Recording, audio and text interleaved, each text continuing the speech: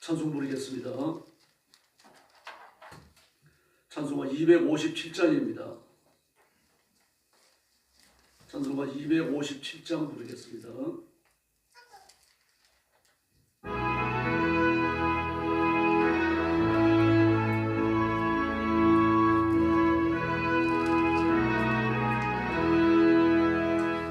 몸에 가두가 노심을 깨치고 지극히 화평한 마음으로 찬송을 부르는 어린 양 예수의 그 피로 속죄하거든요.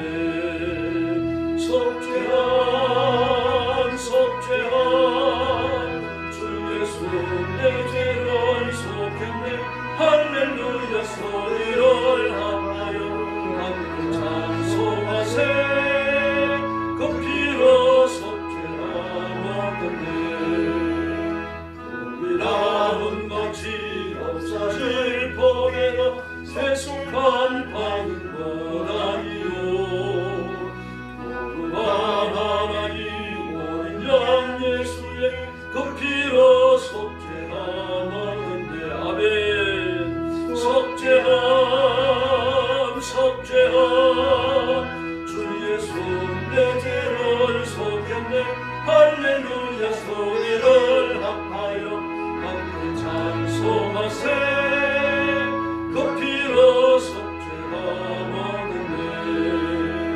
나 같은 죄인이 용서함 받아서 주 앞에 옳다하고도 시리 믿지도 어린 양 예수의 그 피로 속죄하거든요. 속죄한 주 예수 내 죄를 속했네. 할렐루야 소리를 합하여 함께 찬송하세. 그 피로 속죄하거든요.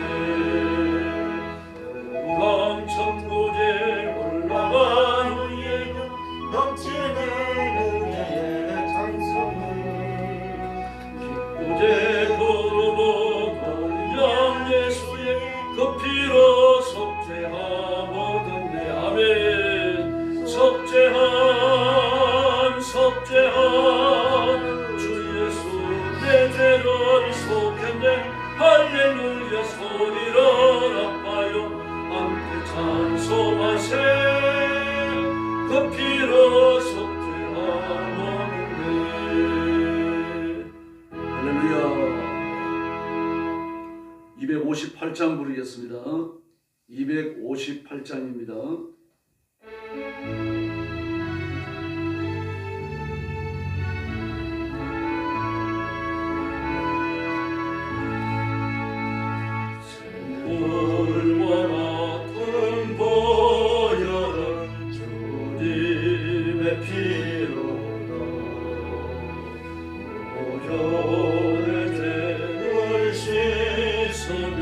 정하게 되겠네.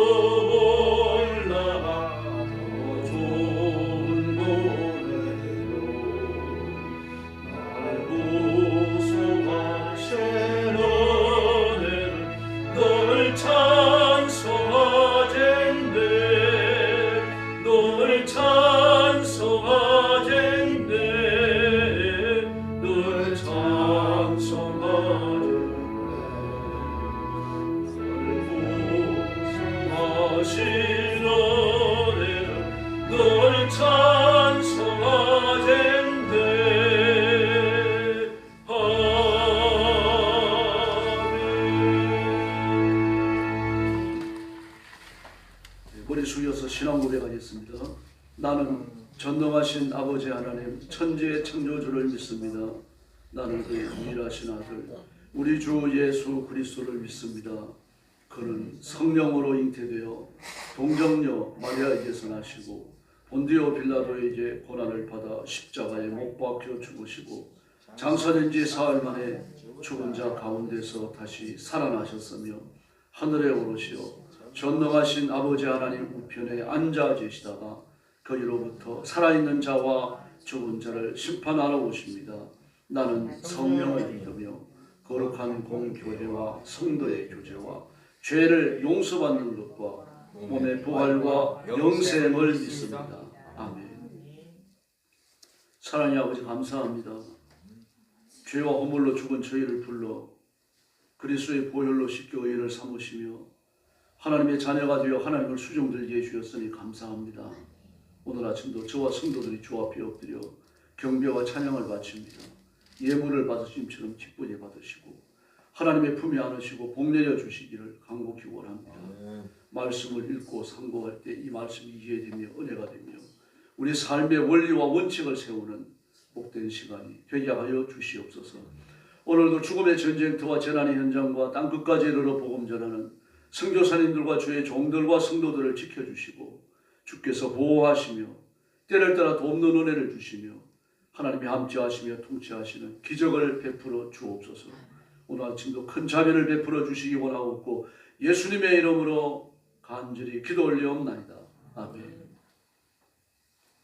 네, 하나님 말씀 공독하겠습니다. 창세기 18장입니다.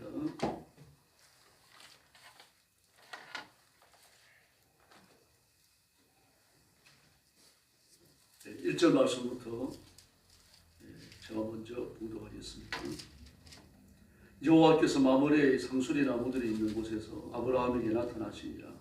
날이 뜨거울 때 그가 장막문에 앉아 있다가 눈을 들어본즉 사람 셋이 맞은편에 서 있는지라. 그가 그들을 보자고 장막문에서 달려나가 영접하며 몸을 땅에 굽혀 이르되 내 주여 내가 주께 은혜를 입었사오면 원하건대 종을 떠나 지나가지 마옵시고 물을 조금 가져오게 하사 당신들의 발을 씻으시고 나무 아래서 쉬소서. 내가 떡을 조금 가져오리니 당신들의 마음을 상쾌하게 하신 후에 지나가소서. 당신들이 존에게 오셨음이니이다. 그들이 이르되 내 말대로 그리하라. 아브라함이 급히 장막으로 가서 사라에게 이르되 속히 고운 가루 세 사알을 가져다가 반죽하여 떡을 만들라 하고 아브라함이 또 가축대 있는 곳으로 달려가서 기름지고 좋은 송아지를 잡아 하인에게 주니 그가 급히 요리한지라. 아브라함이 엉긴 젖과 우유와 하인이 요리한 송아지를 가져다가 그들 앞에 차려놓고 나무 아래에 모셔섬에 그들이 먹으니라. 그들이 아브라함에게 이르되 내 아내 사라가 어디 있느냐. 대답하되 장막에 있나이다. 그가 이르되 내년 이맘때 내가 반드시 내게로 돌아오리니 내 아내 사라에게 아들이 있으리라 하시니 사라가 그 뒤 장막문에서 들었더라. 아브라함이 사라가 나이가 많아 늙었고 사라에게는 여성의 생리가 끊어졌는지라. 사라가 속으로 웃고 이르되 내가 노쇠하였고 내 주인도 늙었으니 내게 무슨 즐거움이 있으리요. 여호와께서 아브라함에게 이르시되 사라가 왜 웃으며 이르기를 내가 늙었거늘 어떻게 아들을 낳으리요 하느냐. 여호와께서 능히 못한 일이 있겠느냐. 기한이 이를 때에 내가 내게로 돌아오리니 사라에게 아들이 있으리라. 사라가 두려워서 부인하여 이르되 내가 웃지 아니하였나이다. 이르시되 아니라 내가 웃었느니라. 그 사람들이 거기서 일어나서 소돔으로 향하고 아브람은 그들을 전송하러 함께 나가니라. 여호와께서 이르시되 네가 하려는 것을 아브람에게 숨기겠느냐. 아브람은 강대한 나라가 되고 천하 만민은 그로 말미암아 복을 받게 될 것이 아니냐. 내가 그로 그 자식과 건숙에게 명하여 여호와의 도를 지켜 의와 공도를 행하게 하려고 그를 택하였나니 이는 나 여호와가 아브라함에게 대하여 말한 일을 이루려 함이니라. 여호와께서 또 이르시되 소돔과 고모라에 대한 부르짖음이 크고 그 제약이 힘이 무거우니 내가 이제 내려가서 그 모든 행한 것에 대한 행한 것이 과연 내게 들린 부르짖음과 같은지 그렇지 않은지 내가 보고 알려 하노라. 그 사람들이 거기서 떠나 소돔으로 향하여 가고 아브라함은 여호와 앞에 그들을 섰더니 아브라함이 가까이 나아가 이르되 주께서 의인을 악인과 함께 멸하시나이까. 그 성 중에 의인 50명이 있을지라도 주께서 그곳을 멸하시고 그 의인 50을 위하여 용서하지 않으시나이까. 주께서 이같이 하사 의인을 악인과 함께 죽이심은 부당하오며 의인과 악인을 같이 하심도 부당하니이다. 세상을 심판하시는 이가 정의를 행하실 것이 아니니까. 여호와께서 이르시되 내가 만일 소돔 성읍 가운데에서 의인 50명을 찾으면 그들을 위하여 온 지역을 용서하리라. 아브라함이 대답하여 이르되 나는 티끌이나 재와 같사오나 감히 죽게 아뢰나이다. 50인 중에 5명이 부족하다면 그 5명이 부족함으로 말미암아 온 성읍을 멸하시리까. 이르시되 내가 거기서 45명을 찾으면 멸하지 아니하리라. 아브라함이 또 아뢰어 이르되 거기서 40명을 찾으시면 어찌하시려나이까. 이르시되 40명으로 말미암아 멸하지 아니하리라. 아브라함이 이르되 내 주여 노하지 마시옵고 말씀하게 하옵소서.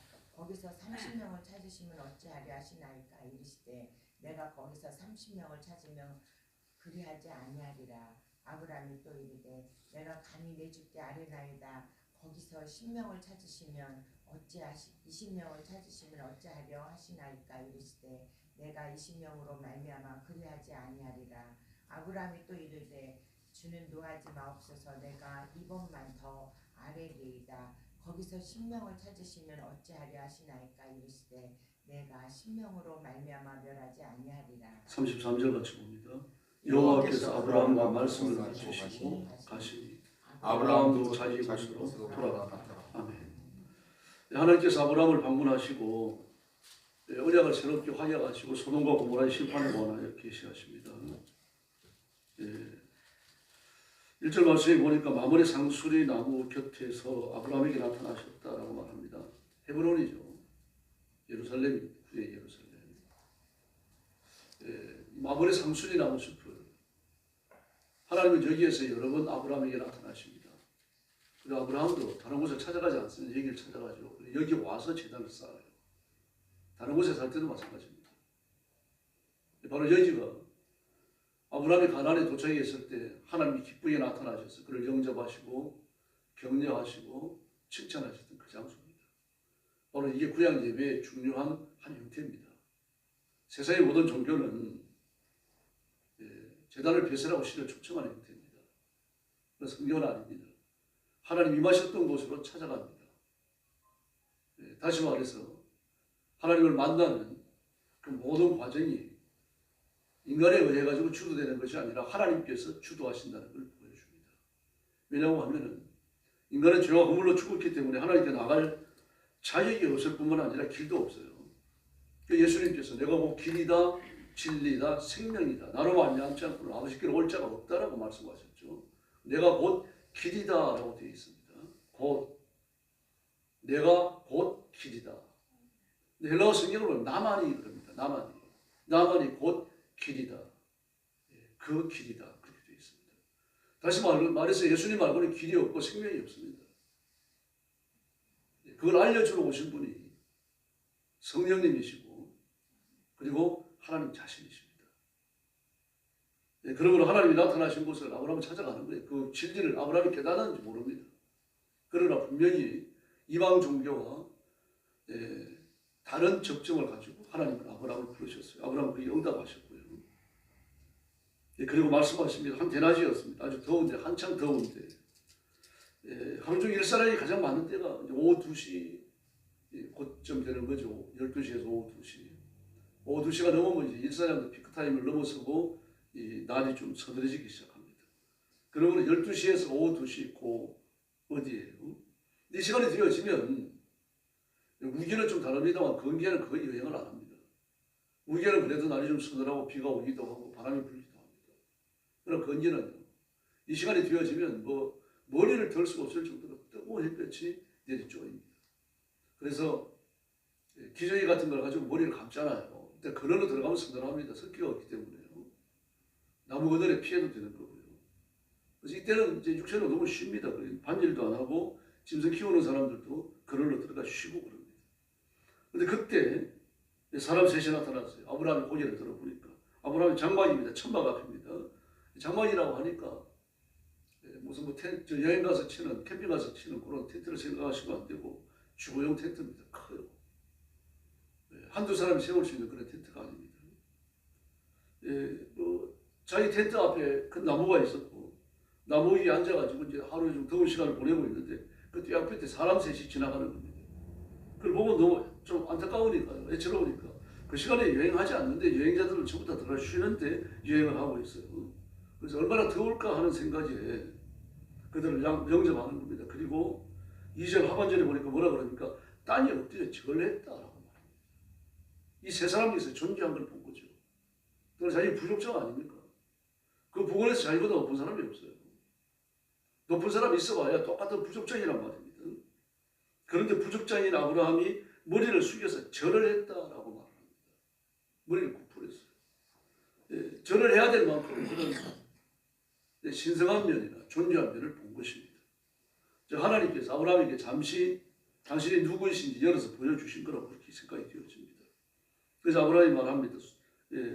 저를 좋게 보시면 그냥 지나가지 마시고 저희 집에 들어오셔서 물을 갖다 드릴 테니까 발도 좀 씻으시고 나무 아래에서 쉬십시오. 그럼 제가 먹을 걸 준비해 오겠습니다. 그런 다음에 기력을 얻어서 길을 떠나시면 안 되겠습니까? 그랬더니 하나님께서 좋다 그렇게 말씀하십니다. 좋습니다.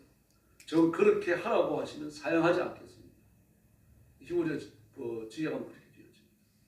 그래서 아브라함이 안으로 뛰어 들어가가지고 빵을 굽고 짐승을 잡아가지고 송아지 한 마리를 끌어다가 요리를 하고 그리고 그들이 식사하는 동안 아브라함이 시중을 듭니다. 8절 하반절에 그렇게 되어 있죠. 몸을 굽풀에 절을 했고 그리고 식사하는데 시중을 들어요. 그러니까 하나님께서 지금 찾아온 하나님과 하나님을 시중드는 두 사람, 하나님과 천사들 아닙니까? 그들의 영적인 권세를 잠깐 보여주셨습니다. 지금 완전히 개방한 건 아니죠. 아브라함은 죽습니다. 잠시 조금 보여준 거죠. 아브라함은 영적으로 대단히 예민했다는 걸 알 수 있겠죠. 영적으로 무시한 사람이 아니라 영적으로 예민했기 때문에 일어나는 일들이 무엇인지 짐작하고 있는 거예요. 그래서 지금 시중까지 드는 겁니다. 그러자 그들이 그랬습니다. 9절에 복수를 썼어요. 분명히 한 분이 말하지 세 분이 동시에 말한 건 아니겠죠. 그러면 하나님께서 말씀하셨다고 보이십니다. 당신 부인의 사라 어디 있습니까? 그랬더니 아브라함이 장막 안에 있습니다. 그런데 뜻밖의 말씀을 하십니다. 다음 이맘때에 내가 반드시 너를 다시 찾아오겠다. 근데 처음에 질문은 존대어로 되어 있습니다. 그런데 그 다음 해 이맘때 여기서부터는 이제 반말로 되어 있어요. 말을 놓는 겁니다. 경어를요. 놓는 말을 바꿔서요. 내가 반드시 너를 찾아오겠다. 14절에 똑같은 말씀을 했어요. 다음에 이맘때에 내가 다시 너를 찾아오겠다. 그러면서 사례를 향하여 말씀하시는 겁니다. 내가 아들을 낳는다라는 겁니다. 참. 이때 아브라함의 나이가 본문에 나오는 대로 99세 아닙니까? 그러니까 이를 낳을 수 있는 나이가 아니거든요. 왜냐하면 오늘 본문에 나오는 대로 나이가 많아 늙었다 그래서 11절에 아브라함과 사라는 이미 나이 많은 노인이고 사라의 몸에서는 이미 다 끊어졌습니다. 몸에 변화가 온 겁니다. 그러니까 변환이 안 되는 거예요. 이 당시에 변환이라는 개념이 없었겠죠. 그러나 지금 보면 의학적 지식이 그렇잖아요. 변환이 안 됩니다. 변환이 안 되는데 어떻게 아기를 낳겠습니까? 여자가. 아이를 낳을 나이가 지났다. 결혼 후에 60년이나 아이를 못 낳았는데 어떻게 아이를 낳는다고 생각하겠어요? 60년간 변환이 안 된 겁니다. 그러니까 여자의 몸으로 죽은 거죠. 그리고 나는 기력이 쇠전하였고 나의 남편도 늙었는데 이렇게 기력이 쇠전하였고 나의 남편도 늙었는데 위로하려고 그런 말씀하시는 건 감사하지만 그러나 실제로 나을 수 없다는 건 당신이 더 잘 알지 않습니까? 그런 말을 하는 거예요. 그런데 속으로 웃으면서 중얼거렸어요. 내가 어떻게 즐거운 일이 있을 수 있겠느냐 그랬더니 사라가 웃으니까 13절에서 어찌하여 사라가 웃으며 늙은 나이에 어찌 아들을 낳아야 하느냐 나 주가 할 수 없는 일이 있겠느냐. 할렐루야. 하나님 전능하신 줄 믿습니다. 다음에 이맘때 내가 다시 찾아오겠는데 올 텐데 그때는 아들이 있을 것이다. 그래서 15절에서 뭐라 그럽니까? 사라가 두려워가지고 하나님 앞에 거짓말하는데 저를 웃지 않았습니다. 아님들은 웃었다. 근데 아브라함도 웃었잖아요. 17장입니까? 아브라함이 웃잖아요. 하나님 나타나셔갖고 네 몸에서 난 자가 네 아들이 됩니다. 그러니까 아브라함이 웃어요. 그걸 놓고 만족해서 웃었다라고 얘기하는데 그 밑에 나오는 얘기들을 보면 아브라함도 만족해서 웃은 게 아닙니다. 왜 그렇습니까? 웃음 이후에 하나님 왜 오늘은 야단을 안 치십니다. 야단을 안 치시면 아브라함이 뭐라 그러십니까? 이스마엘이나 하나님의 제 아들이 될 수 있도록 하나님 허락해 주고 가십시오. 그 이야기예요. 아브라함이 웃은 것도 사라가 웃은 것도 불신앙적 반응입니다. 하나님 전혀 개의치 않습니다. 왜 그렇습니까? 사람이 믿든지 믿지 않든지 하나님은 하나님의 일을 하시는 줄로 믿습니다. 그렇다고 하면 우리가 약속을 믿고 엎드려 기도하는 거예요. 하나님 앞에 얼마나 더 기쁜 일이 되겠어요. 그래서 오늘도 우리가 부르짖어야 할 줄로 믿습니다. 그래서 아브라함과 사례는 하나님의 약속에 관하여 모르는 게 아니었습니다. 그러나 현실적 상황이 그 약속이 이루어질 거라고 받아들이기 어려운 거예요. 아브라함과 사라의 처지가 이해가 되죠.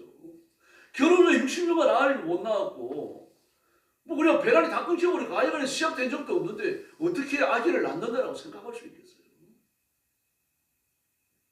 근데 결혼 이전에도 그랬겠죠. 결혼 이후에 그랬으니까 사람이 태어나가지고 말입니다. 배란이 된 적이 한 번도 없는 거예요. 여자로서 있어야 할 몸의 변화가 전혀 없었다는 이야기입니다. 그리고 나서 돌처럼 굳어가지고 나이가 이렇게 60년이 지나가 버렸어요. 그게 당연한 반응입니다, 여러분. 그러나 이걸 깨뜨리는 것이 믿음인 줄로 믿습니다. 아브라함과 사라에게 아직 그 믿음이 없었어요. 믿음의 성숙이 아직은 이루어지지 않았습니다. 아브라함을 지금 사라를 설득하는 과정이신 거죠. 그리고 두 번째 하나님께서는 이 소돔과 고모라의 멸망에 관하여 말씀하십니다. 이제 그 세 사람이 일어났습니다. 일어나서 소돔이 보이는 대로 가셨어요. 아브라함이 살 때가 좀 높은 데였던 게 틀림없습니다. 그러나 이스라엘 땅이 인터넷 들어가 보거나 가보지 않더라도 알 수 있습니다만 그렇게 높은 데가 없어요. 산이라 그래봐야 해발 100-200m 그 높은 산입니다. 물론 이제 좀 더 높은 데도 있습니다. 그런데 이제 군사적으로 요충지가 됩니다. 그런 데는. 그러므로 소돔이 내려다 보인다 그래가지고 높은 산은 아닙니다. 그래서 밑으로 내려다 보이는 데죠. 그 소돔이라고 하는 지역 자체가 사해 주변에 있거든요. 이 사해는요. 갈릴리 호수에서 요단강을 거쳐갖고 물길이 내려와서 모이는 데입니다. 지대가 낮은 데예요. 지대가 좀 낮기 때문에 좀 아브라함이 사는 데는 약간 높은 데로 그러니까 내려다 보였던 겁니다. 그리고 아브라함은 이제 그들을 배웅하기 위해서 같이 나갔어요. 얼마나 걸었습니다. 그때 하나님 말씀하십니다. 내가 앞으로 하고자 하는 일을 아브라함에게 어떻게 숨기시겠느냐. 그러면서 18절부터 19절에 이르러가지고 하나님이 이미 주신 말씀을 한 번 더 확약을 하십니다. 네 번째 주시는 거죠. 똑같은 말씀입니다. 그리고 나서 20절에 심각한 말씀을 하셔요. 소돔과 고모라에서 들려오는 저 울부짖는 소리 너무 크다. 너무 엄청난 죄를 짓고 있고 그것 때문에 많은 사람들이 고통을 겪고 있는데 그 울부짖음이 진짜인지 내가 좀 가서 알아봐야 되겠다. 자, 보세요. 17절에서 19절에 20절에서 21절 사이에서요. 하나님께 심판에 관한 말씀을 한마디도 안 하셔요. 내가 소돔과 고모라를 심판하러 왔다 말씀 한마디도 안 하시잖아요. 어디 들어있습니까? 없습니다. 근데 근데 아브라함은 하나님이 심판하러 오셨다라고 확증을 한단 말입니다. 그래서 23절에 보니까 뭐라 그럽니까? 아브라함이 주께 가까이 가는 거죠. 주께서 의인을 기어이 아니고 함께 썰어버리시려고 합니까? 그렇게 말해요. 하나님 그 소돔과 고모라에 의인 한 사람이 없겠습니까? 지금 아브라함 누구를 염두에 두는 겁니까? 롯을 염두에 두고 있는 겁니다. 베드로 사도께서도요. 롯을 의인이라고 그랬죠. 불의한 자들 가운데서 고통당하는 의인을 기억하사라고 말합니다. 근데 이 사건에 대한 지금 해석입니다. 신학의 해석이에요. 그건 깨끗했어요. 그래서 하나님 알아보겠다라고 말씀을 하셨는데 썰어버리시렵니까? 멸하시겠습니까? 이렇게 말씀하시는 거예요. 그런데 맞습니다. 알아본다는 말이 심판입니다. 왜냐고 하면요. 25절 하반절에서 말하잖아요. 세상을 심판하시는 분께서 공정하게 판단하셔야 하지 않겠습니까? 심판하시는 분이 판단하셔야 하지 않겠습니까? 알아보러 가신 거죠. 그럼 그들이 가면 하나님께서 가셨습니다. 천사를 대동하고 가셨는데 죄로 얼룩져 있는 거 뭐 보나 마나 뻔한 거 아닙니까? 그럼 하나님 어떻게 판단하시겠어요? 그냥 알아보시는 거는 끝납니까? 알아보셨으면 후속 조치를 취하시는 거죠. 당연한 거 아닙니까? 누구나 안다라고 하는 말은요. 히브리어에서 두 가지, 히브리 헬라 라틴어도 마찬가지입니다. 다 정교합니다. 어느 자체가요. 안다라는 건 지식적으로 안다라는 말이 있고 내가 체험적으로 안다라는 말이 있습니다. 내가 들려왔으니까 하나님의 귀에 울부짖는 자들의 소리, 그 권세를 가진 자들이 가난한 자, 억압한 자, 없는 자들을 갖다가 억압하는 소리, 거기에서 고통당하는 사람들이 울부짖으니까 하나님이 들으신 거예요. 그건 지식이죠. 그걸 확인하러 오신 겁니다. 체험하신 거예요. 그 다음에는요. 판단하실 수밖에 없죠. 무서운 범죄의 현장을 하나님이 보셨는데 그냥 지나가 버리시면요. 공정하지 않으신 거죠. 고통당하는 자들의 외침에 대해서 하나님 외면하신 겁니다. 공정하지 않으신 거죠. 그러니 판단하실 수밖에 없는 겁니다. 그래서 23절에서요. 주께서 의인을 기어이 아지와 함께 썰어버리시라 하십니까? 이렇게 말씀을 하시는 겁니다. 그러면서 이제 10명이 있으면 어떻게 하시겠습니까? 26절에 보니까 용서하겠다. 45명이 있으면 어떻게 하시겠습니까? 45명만 있으면 내가 멸하지 않겠다. 28절에서요. 그러면서 40명만 있으면 어떻게 하겠습니까? 그 40절, 29절 하반절에서 그 성을 멸하지 않겠다. 또 30절에 마찬가지 30명만 있으면요. 그때도 멸하지 않겠다. 31절에 보니까 20명만 있으면요. 그때도 멸하지 않겠다. 32절에 10명만 찾으시면 그래도 멸하지 않겠다. 그럼 왜 한 명은 말하지 않았을까요? 말했다고 생각합니다. 왜 그렇습니까? 예레미야 5장 1절에서 하나님 뭐라고 그러십니까? 앞으로 멸망을 앞두고 있으면서 끊임없이 죄를 짓는 그 백성들을 향하여 가슴 아파하는 예레미야를 향하여 네가 이 성을 좌우로 부지런히 다녀서 의인 하나를 찾아. 그럼 그를 인해 갖고 내가 예루살렘을 용서하겠다라고 말씀하셨어요. 아브라함 조카 롯 때문에 하는 질문 아니에요 지금요. 그 왜 한 명을 말하지 않았겠습니까? 말했습니다. 그리고 하나님은 아브라함을 기억하시고 그를 데려 나오시잖아요. 그 롯을 데려 나오실 때 이 소돔과 고모라 사건 우리가 다시 보겠습니다만 내일요. 보겠습니다. 하나님 뭐라고 말씀하시면 아브라함을 기억하사라고 해요. 아브라함을 기억하사. 네, 그러므로 불신자의 구원을 위한 기도는 하나님이 반드시 들으시는 줄로 믿습니다. 물론 우리가 구원받기를 위해서 기도한다 그래갖고 모든 사람이 다 구원받는다는 게 아니라 아닙니다. 그러나 그들 구원하실 때 하나님이 뭘 기억하십니까? 그를 위해서 부르시었던 의인의 간구를 기억하신다는 이야기입니다. 그래서 가족의 간구를 기도해야 되는 겁니다. 이렇게 해서 하나님 여기가 이루어집니다. 하나님 살아계시면 여전히 하나님은 하나님의 일을 하시는데 하나님의 사람들을 모른 척하지 않으십니다. 사실 그 롯은 우리가 의인으로 보기 어렵잖아요. 우리 눈에는요. 일단 거기서 안 나왔잖아요. 그렇게 고통을 겪는 의인이라면 나와야 될 거 아닙니까? 안 나왔어요. 그 죄를 먹고 마시면서 죄의 한가운데 빠져 있는 거 아닙니까? 그런데도 불구하고 하나님 뭘 기억하십니까? 불의한 자들 가운데서 그 마음으로나마 고통을 당하는 그 롯을 기억하고 계셨다는 이야기예요. 그리고 또 뭘 기억하십니까? 의인의 반열에서 악인의 멸망은 당연하지만 의인의 멸망을 위해서 부르짖는 아브라함의 간구를 들으신 겁니다. 그럼 우리는 누가 악인인지 모르지 않습니까? 그러니 불의한 자들을 위한 기도를 계속해야 할 줄로 믿습니다. 그래서 대통령은 정치인들을 위한 기도 계속하셔야 합니다. 누가 구원받았고 하나님이 어떤 기도를 들으시고 누가 돌이켜갖고 이 민족을 새롭게 할지 우리는 모릅니다. 하나님 아십니다.